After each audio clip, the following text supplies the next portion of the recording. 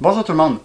On va explorer ensemble aujourd'hui les différents cours de groupe qui existent, voir les particularités de chacun des types de cours de groupe et voir quelques exemples. L'objectif, c'est qu'en tant que kinésiologue, vous soyez en mesure de savoir qu'est-ce qui existe comme forme d'activité physique que vous puissiez en suggérer à vos clients et également peut-être que vous-même, vous soyez en mesure d'animer des cours de ce type-là. Alors évidemment, ça va vous prendre des formations spécifiques, mais avec votre bagage en kinésiologie, vous êtes assurément capable d'aller beaucoup plus loin qu'un simple entraîneur. On va commencer par définir ce qu'est un cours de groupe. Donc un cours de groupe, c'est un cours qui est organisé, qui va impliquer un groupe d'un nombre de personnes qui va être relativement variable, dépendant de l'espace que vous avez pour offrir votre cours de groupe et des installations aussi auxquelles vous avez accès.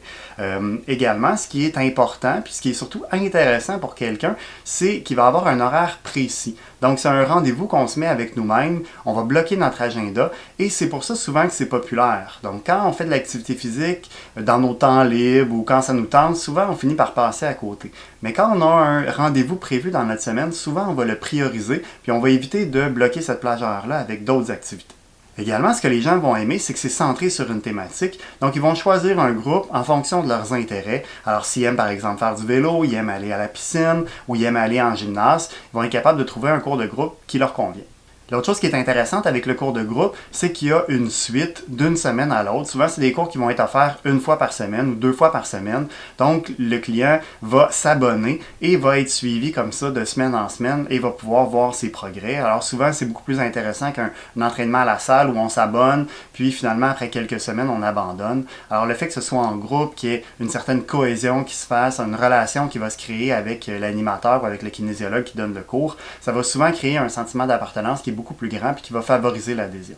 Et un autre avantage indéniable, c'est qu'il y a une forme d'encadrement. Alors, il y a quelqu'un qui anime le cours, qui nous dit quoi faire, qui nous motive, qui nous encourage, qui nous corrige dans nos postures. Alors, pour plusieurs, le fait d'avoir cette relation-là avec quelqu'un qui nous coach dans l'entraînement, c'est très, très motivant. Et ça reste relativement abordable quand même, comparativement à de l'entraînement en privé où on serait 1 à 1. Alors, c'est un compromis. Donc, on a quelqu'un qui est là, qui nous anime, mais sans nécessairement avoir déboursé pour avoir du 1 pour 1. Donc en gros, si je résume, les principaux avantages du cours de groupe, c'est que c'est défini dans l'horaire, donc un horaire précis. Ça se fait en groupe, donc souvent il y a un aspect social, il y a un aspect de plaisir aussi qui va être très très présent.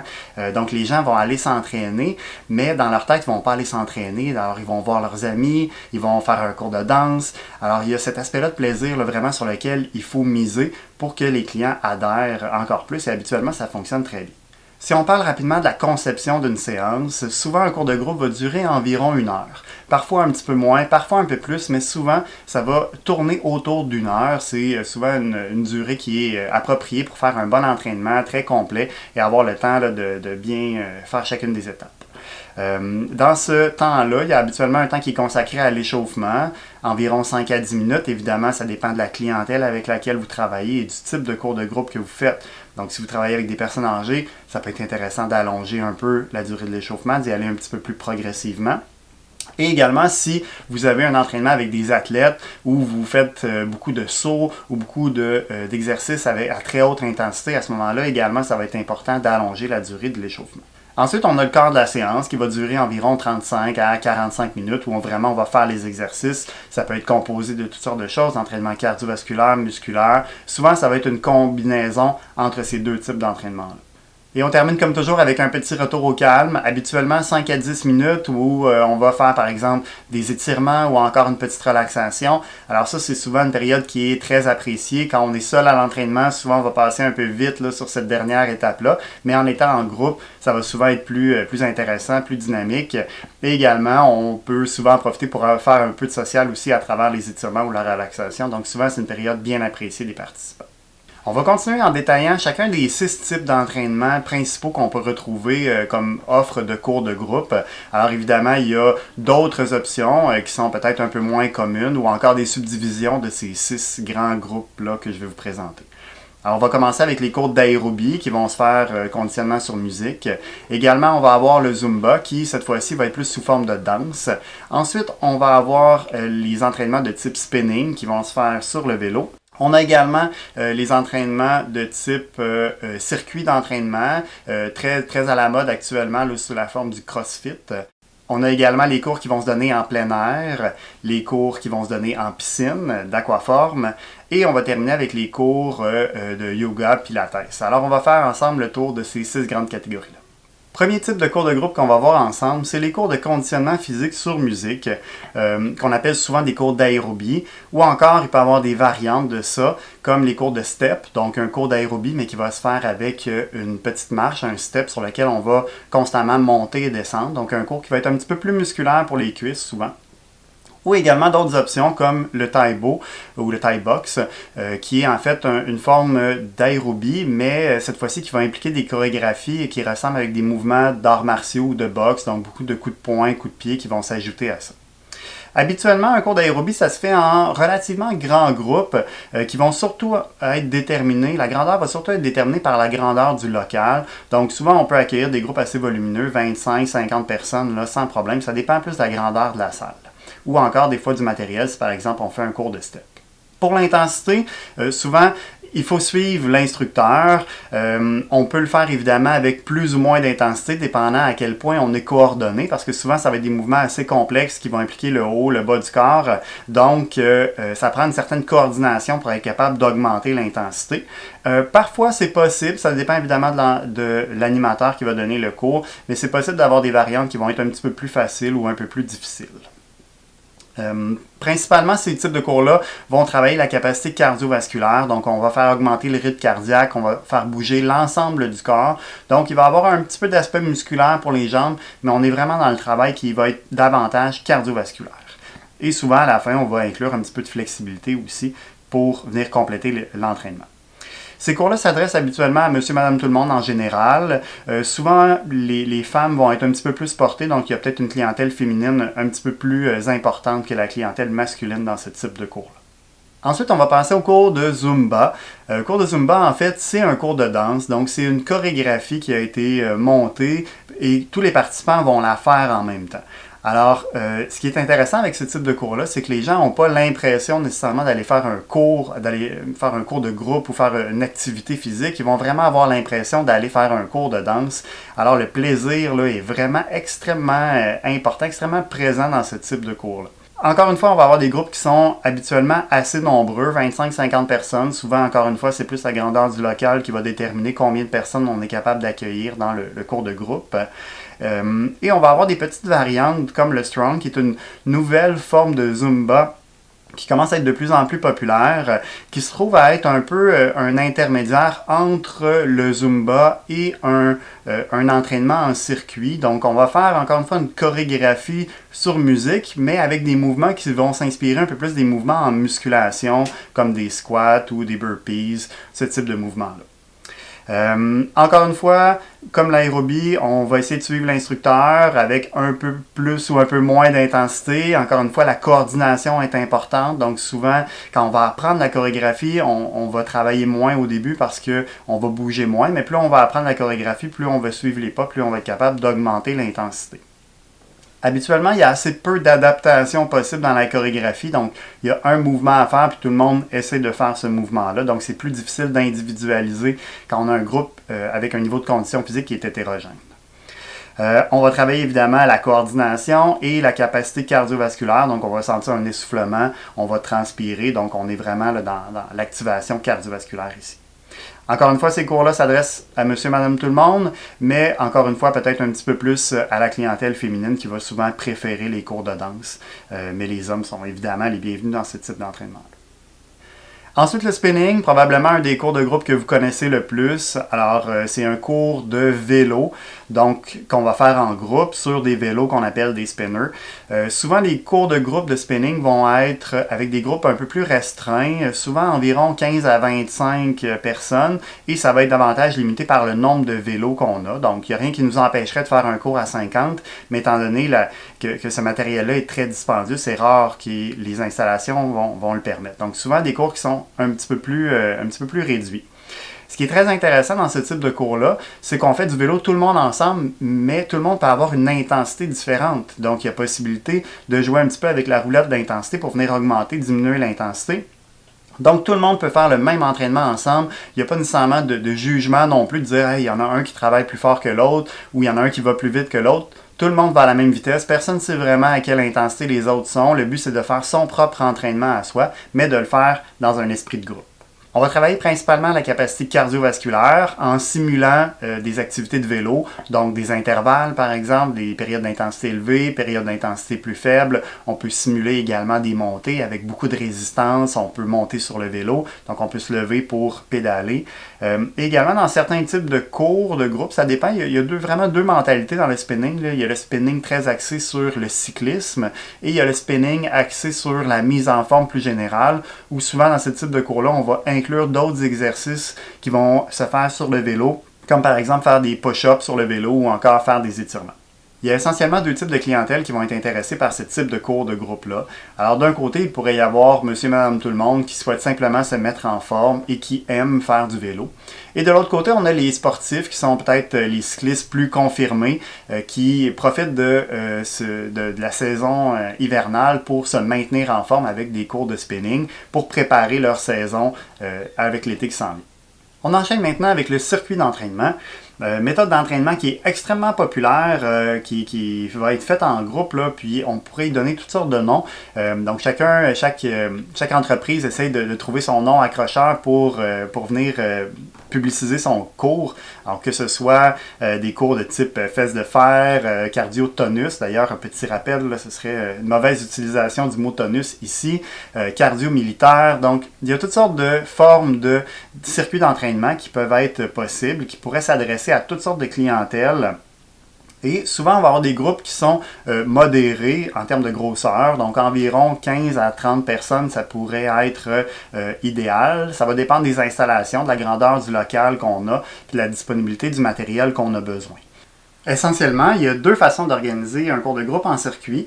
Alors, première façon, ce serait où tout le monde le fait en même temps. Donc, tout le monde fait l'exercice numéro 1, ensuite tout le monde passe à l'exercice numéro 2, numéro 3, etc.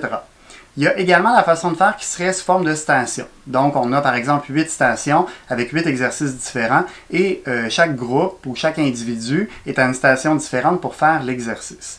Les deux types amènent des avantages et des inconvénients. D'un côté, si tout le monde fait l'exercice en même temps, c'est plus facile d'enseigner le mouvement et de corriger le mouvement de façon globale, tandis que si on était en individuel à chaque station, il faudrait faire du cas par cas, intervenir directement. Donc, on peut se permettre, quand on est en groupe qui font le même exercice, d'avoir des exercices plus complexes ou des débutants qui sont moins à l'aise avec la musculation. D'un autre côté, le fait de travailler en station peut être intéressant si on a accès à peu de matériel parce qu'on a simplement besoin de 1, 2, 3 pièces d'équipement pour chacune des stations. Donc, ça peut nous offrir plus de diversité d'entraînement si on a une salle d'entraînement qui est plus restreinte ou avec du matériel plus restreint. Pour ce qui est des qualités physiques qui sont travaillées dans un cours de ce type-là, on va parler principalement de l'endurance musculaire. Alors, les participants vont être presque toujours en action. Il y aura très peu de temps de repos. Donc, beaucoup de répétitions, beaucoup de volume, avec peut-être un peu moins d'intensité. Évidemment, ça va engendrer également une grande dépense énergétique et va solliciter un peu aussi la capacité cardiovasculaire.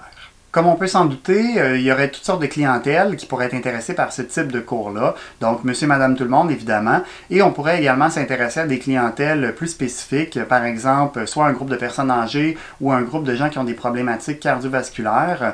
En rassemblant ces gens-là dans un même groupe, on peut avoir un groupe qui est un petit peu plus homogène et proposer des exercices qui sont plus spécifiques, qui vont être plus adaptés à cette clientèle-là.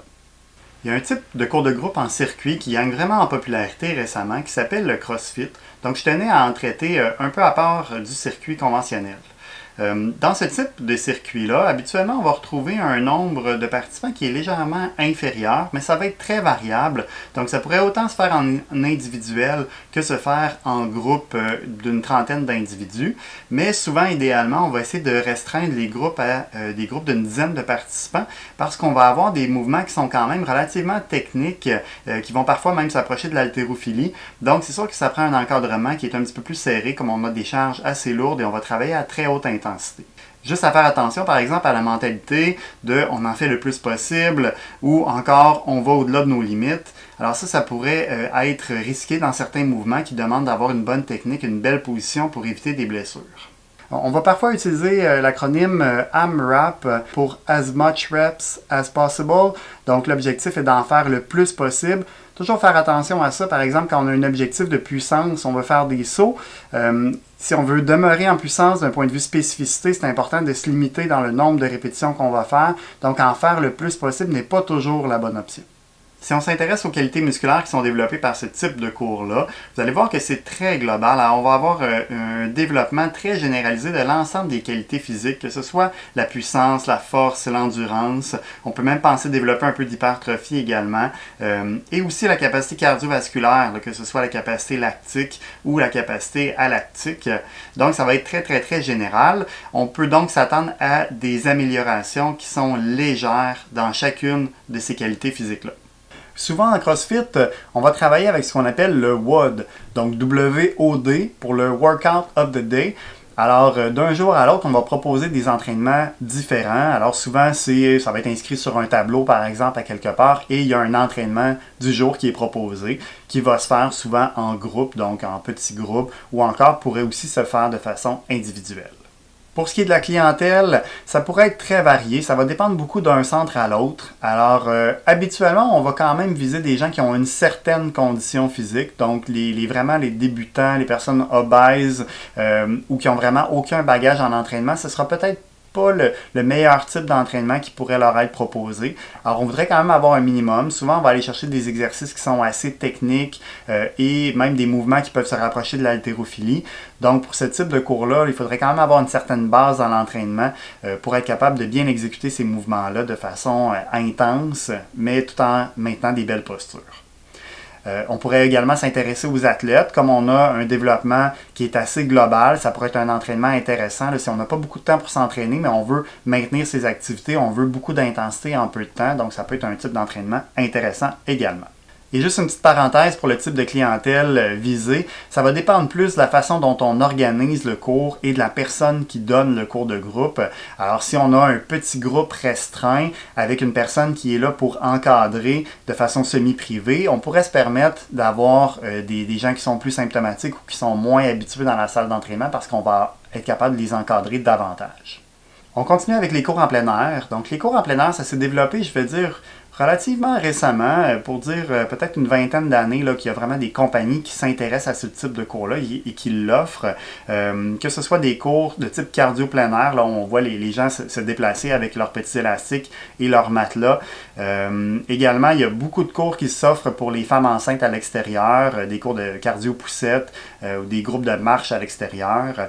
Et également, la marche nordique, donc c'est en fait de stimuler le mouvement de ski de fond. Alors, on va utiliser des longs bâtons pour se propulser. Alors, on a tous les bénéfices de la marche, mais en plus, on va également impliquer le haut du corps. Donc, on va aller chercher un renforcement des membres supérieurs et également une activation plus grande de la capacité cardiovasculaire.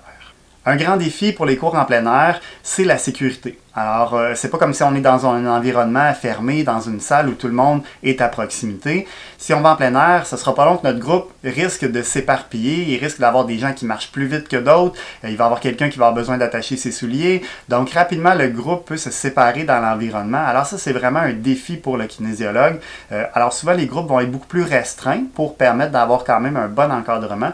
Et ça va être au kinésiologue ou à l'animateur de ce type de cours-là de trouver des stratégies pour essayer de rassembler tout le monde ou d'avoir un œil sur tout le monde. Parce que si jamais on perd quelqu'un de vue, puis il se fait une entorse à la cheville ou il arrive un malaise, c'est plus compliqué d'aller chercher des secours également. Donc, toujours avoir un œil sur vos participants, c'est un aspect de sécurité qui est extrêmement important. L'autre chose qui est un peu différente, qui est un peu particulière, c'est la météo. Donc, quand on est à l'extérieur, évidemment, on doit s'adapter avec les bons vêtements, avec les bons souliers également. C'est possible de faire des cours en hiver sans aucun problème, mais avec la neige ou avec la glace, il y a un aspect de sécurité auquel il faut faire très attention, surtout si on a des gens qui sont un peu plus à risque de chute ou à risque de blessures importantes si jamais ils chutent. Ce type de cours de groupe-là va travailler beaucoup la capacité cardiovasculaire, comme on est par exemple en train de marcher ou en train de faire du jogging à l'extérieur, mais on va ajouter à ça différents exercices de musculation qui vont permettre de cibler l'ensemble du corps. Mais pensez-y, il y a quand même un défi important. Comme on est dans un cours de groupe à l'extérieur, on ne peut pas nécessairement s'agenouiller, se mettre à quatre pattes ou encore s'allonger sur le dos pour faire des exercices. Alors il faut que vous ayez dans votre répertoire une bonne banque d'exercices qui peuvent se faire en position debout. Et là, il y a des petits défis. Là. Par exemple, travailler les abdominaux dans une position debout, ça demande quand même une certaine réflexion. Mais en même temps, ça vous incite à réfléchir puis à trouver des alternatives d'exercice. Ces cours-là peuvent intéresser monsieur et madame tout le monde. Alors autant les hommes, les femmes enceintes aussi également. Les cours en plein air, ça va être très intéressant. Donc, ça s'intéresse à peu près à tout le monde, mais à faire bien attention si vous avez un groupe qui est assez hétérogène, de vous assurer de les encadrer de façon sécuritaire et de vous assurer que chacun peut quand même y trouver son compte, donc aller chercher un niveau d'intensité qui lui convient pour qu'il puisse avoir des bénéfices. On va s'intéresser maintenant au cours d'aquaforme. Le cours d'aquaforme est habituellement fait en eau peu profonde, donc les participants vont toucher dans le fond de l'eau et vont réaliser les mouvements que l'instructeur qui est à l'extérieur de la piscine va leur démontrer. Ça, c'est ce qui est le plus commun. Il y a également une autre forme d'aquaforme qu'on appelle l'aquajogging, qui est en fait de donner un cours de groupe dans la partie profonde. Alors à ce moment-là, les participants vont avoir une ceinture d'aquajogging pour quand même les aider un peu dans la flottaison. Alors c'est moins populaire parce que ça prend quand même des gens qui sont à l'aise d'aller dans la partie profonde. Également, l'aquajogging peut aussi faire référence au fait de faire un entraînement de course, mais en piscine.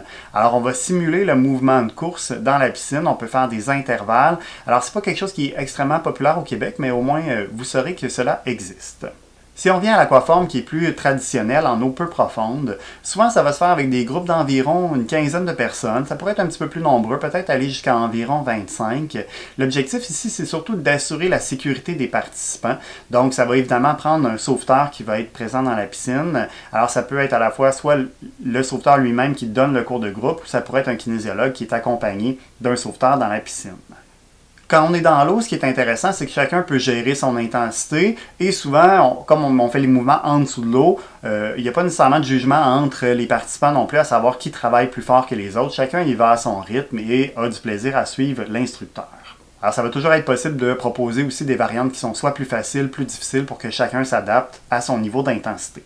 Une chose importante à laquelle vous n'avez peut-être pas pensé, mais si vous donnez un cours de groupe, habituellement l'instructeur est à l'extérieur de la piscine. Donc de faire les mouvements à l'extérieur de la piscine n'entraîne pas le même niveau de difficulté que de faire le même mouvement dans la piscine. Si je donne l'exemple d'un jumping jack, faire un jumping jack à l'extérieur de la piscine, on peut le faire très rapidement sans aucun problème.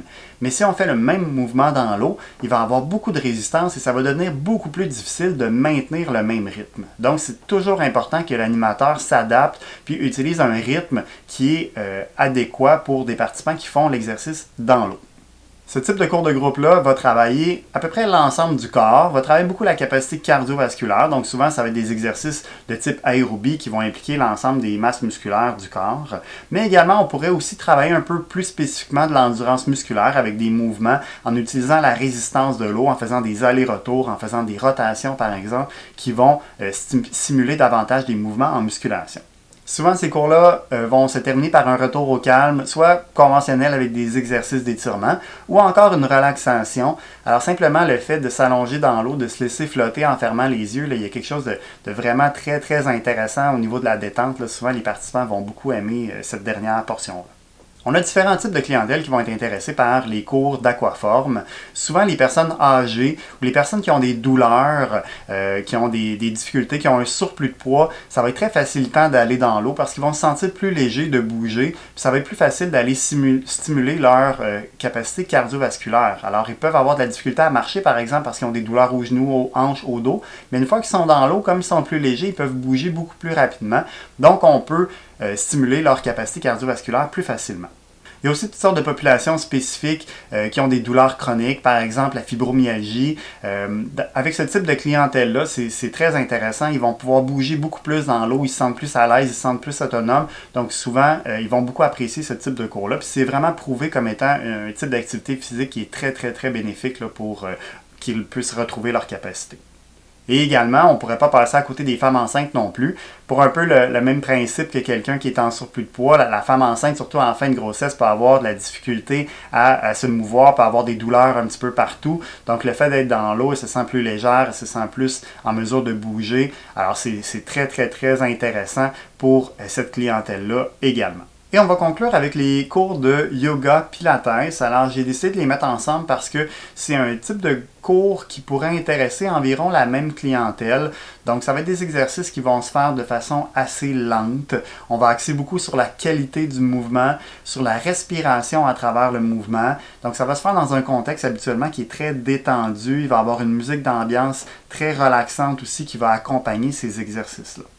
On a tendance à penser que l'intensité dans ce type de cours-là est assez faible, ce qui pourrait être le cas, mais c'est également possible de faire des cours de yoga ou de pilates qui sont d'intensité très élevée, qui vont s'adresser même à des athlètes, donc qui vont vraiment aller solliciter davantage la force, le contrôle, l'instabilité pour faire des postures qui sont très difficiles. De façon générale, le yoga et le pilates vont travailler beaucoup sur ce qu'on va appeler le core, donc le gainage au niveau des abdominaux, au niveau du tronc, la stabilité, la posture, donc de combiner la respiration avec le travail musculaire.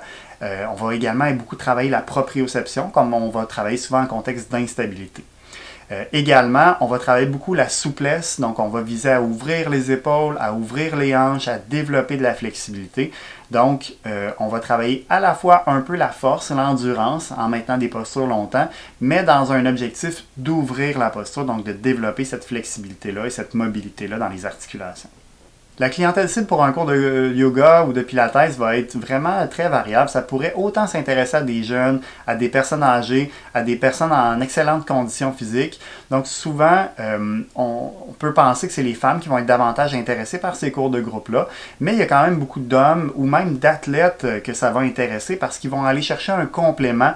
Donc ils n'ont pas nécessairement le goût d'aller s'entraîner en flexibilité, mais d'aller faire un cours de yoga, ça peut avoir un aspect qui est un petit peu plus intéressant. Puis si on les force un peu, parce que souvent il faut le faire, ils vont finir quand même par découvrir un peu leurs faiblesses là-dedans, puis être intéressés à vouloir travailler ces faiblesses-là parce que ils vont voir les résultats positifs dans leur performance sportive. Alors, voilà pour ma présentation des 6 types de cours principaux. Mais comme vous en doutez, il existe plein de variantes de ces 6 cours-là, ou même d'autres cours également qui pourraient être possibles. Alors, c'est un peu à vous de développer votre créativité, de laisser aller votre imagination si jamais vous voulez développer autre chose également.